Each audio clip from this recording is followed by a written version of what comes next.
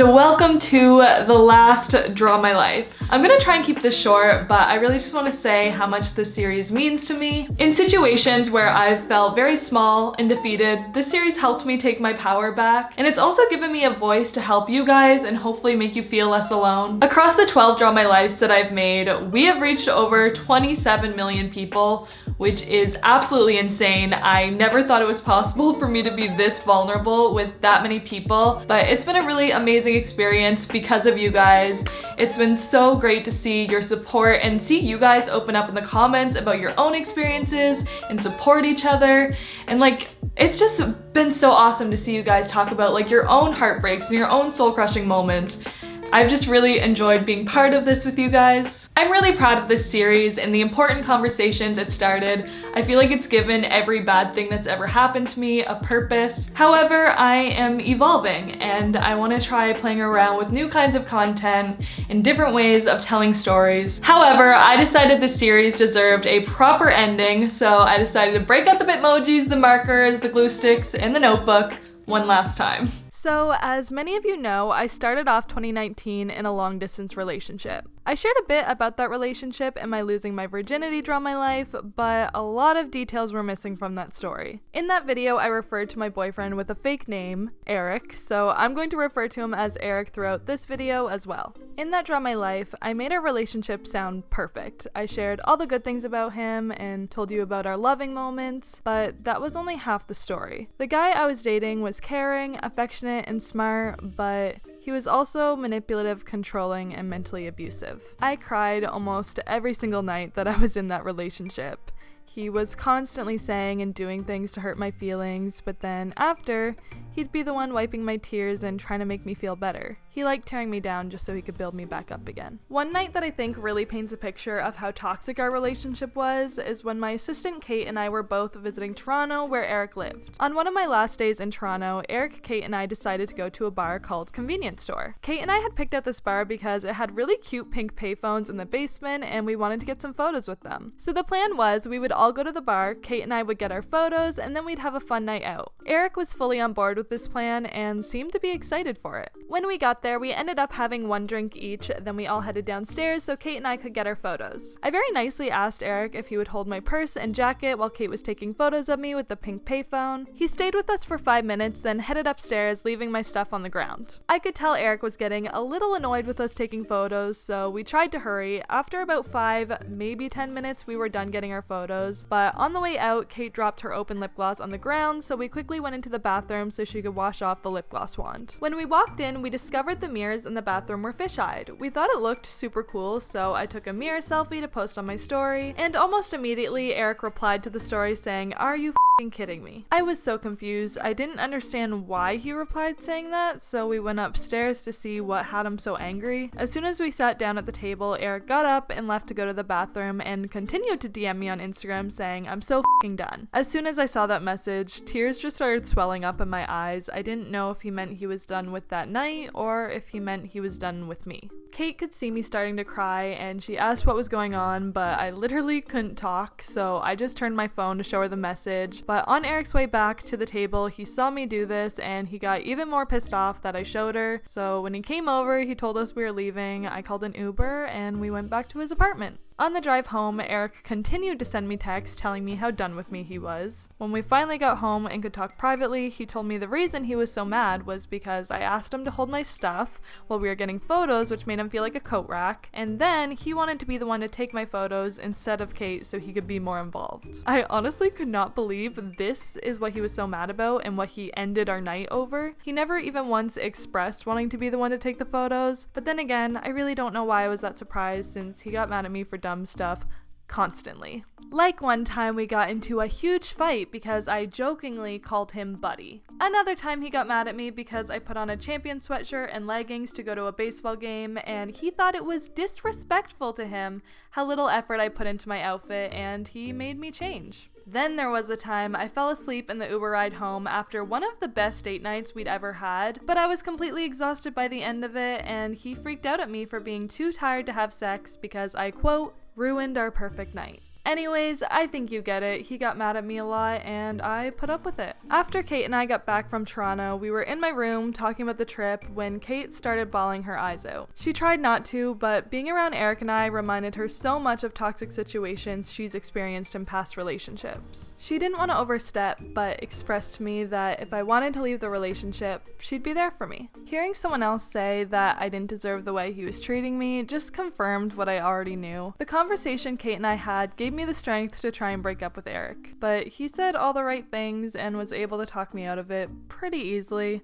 He promised me things would change, and I believed him because I wanted to, and I wasn't ready to let go of him yet. After that conversation, nothing changed though. I tried a few more times after that to break up with him, each attempt a little more serious than the last, until eventually, around 2 months later, I reached my breaking point. One night we were talking over FaceTime, and he started yet another fight about something we had already fought over so many times. One of the things that he had promised me was that he wouldn't start a fight about this again, yet here we were having the exact same fight. He started swearing at me and saying some things that, in my opinion, crossed a line, so once more I tried to break up with him, but I really meant it this time, and I was determined not to let him talk me out of it. For 4 hours, I stayed on the phone with him, bawling my eyes out, begging for him to let me go. I kept waiting for him to accept the breakup, but he wouldn't accept it. He begged and begged, admitting all his faults, promising me everything I wanted. I've never had anyone fight so hard for me before in my life.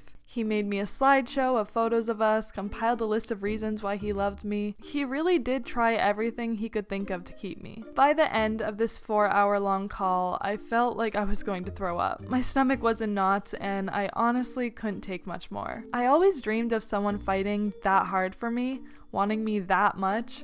But now that I've experienced it, I hope I never have to experience it again. Because seeing him like that and not feeling the same way was one of the worst feelings I've ever felt in my life. Out of weakness, I gave in. I didn't have it in me to keep saying no, so I told him we could stay together, but that he needed to leave me alone for the rest of the night. I asked him for no more calls and no more texts until the next day. After hanging up, I went straight to the bathroom and sat in front of the toilet because I really thought I was going to puke. While I sat there, Eric started to harass me with texts and calls despite me asking him countless times not to. Every time I heard my phone buzz or ring, I felt even more nauseous. I honestly thought I was going to have a panic attack. I ended up having to shut off my phone completely because he wasn't listening to me and I needed him to leave me alone. My cousin Haley came over that night for a sleepover, so I didn't have to be by myself, which I really appreciated. Then in the morning, when I turned my phone back on, I saw paragraph upon paragraph from Eric just telling me how much he loved me. The texts didn't make me feel happy though. They made me feel smothered and trapped. I did not want to be in this relationship, but I didn't know how to get out. I did my best to get through the next day. I tried to pretend like I wasn't completely miserable when texting him, but around 3 a.m. the next night, I had a nervous breakdown. I literally could not contain my tears and the pain I felt. I needed out.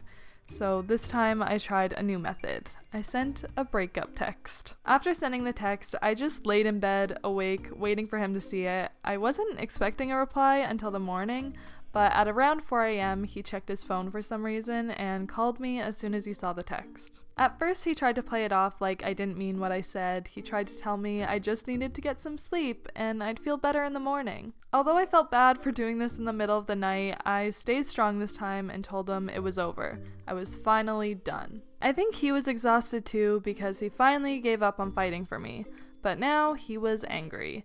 He was angry it was over, and he was angry with the way I broke up with him. He said every mean thing he could possibly think of to hurt me. He called me a liar, selfish, said I ruined his life, that he didn't want to live, called me a horrible person, said he wished he had never met me, that he's better than me, that I'm heartless, and that he has seen my true face. Hearing the person you love say these things to you cuts like a knife, but I knew he was hurting and it was my fault, so I told him he could use me as a verbal punching bag to get his emotions out. I just wanted him to feel better even at my own expense. I sent him $350 to refund an upcoming flight that he had booked to visit me. Then he made me promise not to make a draw my life about him. And I agreed because I just wanted him to feel better, but after a long time of thinking about it, I never should have promised him that. He certainly did not deserve it, especially since I was straight up with him from the very first night we met. He knew about my draw my lives and that being with me meant being a part of my story. He knew what he signed up for, and it wasn't fair of him to ask this of me now. He even admitted that was unfair later on. Breaking my promise might make me a liar, but that's nothing he hasn't called me already, so at least this way it's actually true. The first 2 weeks of the breakup were surprisingly easier than I had expected. I was definitely sad, cried a lot, but overall I was doing okay. Eric and I had only dated for 6 months, but for some reason it felt so much longer than that. He consumed most of my life when we were together, so going through my days without him was weird. It was weird not knowing what he was up to or how he was doing. I tried to keep myself busy so I wouldn't think about those things though. I went to the mall, bought myself a bunch of new things for a breakup haul I was filming, spent some time with friends, and tried pouring myself back into work. I had blocked Eric's number so he couldn't contact me, but we would still talk a little through email. The conversations would usually start off nice and friendly, but would often end up in hostile arguments and rehashing old fights. Eventually, the emailing back and forth began to feel pointless and like it was stopping both of us from moving on, so I ended that as well. The first few months of being broken up, I really just wanted to focus on myself and healing. I started journaling, taking better care of myself, and doing more things that made me happy. Sometimes at night, I found myself reminiscing about the good times with Eric, though. I didn't know if I missed him or if I just missed being in a relationship, but I was definitely feeling lonely. So I found someone new. Let's call him Luke. Luke helped me move on from Eric even more. Being with Luke was new and exciting, but best of all, being with Luke was easy, and I really needed easy. He never got mad at me or made me feel bad about myself. Luke was an all-around good guy, but the more time we spent together, the less connected we felt. We realized we couldn't give each other what we needed, so after 2 months of seeing each other, we went our separate ways. During Halloween weekend, I went back to Toronto for the first time since my breakup with Eric. Being back there was really weird and kind of triggering. If you watched my virginity draw my life, then you know I met Eric the previous Halloween in Toronto. My friend Chloe, who I was visiting last Halloween in Toronto, said I should come back again and have a redo of last year, and I agreed. I saw this as my opportunity to make new memories in the city that didn't involve him. So I said yes. Last year, Chloe and I did matching pirate costumes, so this year we thought it would be fun to do matching costumes again. We went as slightly slutty Cosmo and Wanda, and of course, we took some pictures, posted them, and then started drinking. A few drinks in, Chloe tells me that one of Eric's friends commented on her photo of us and tagged Eric in it.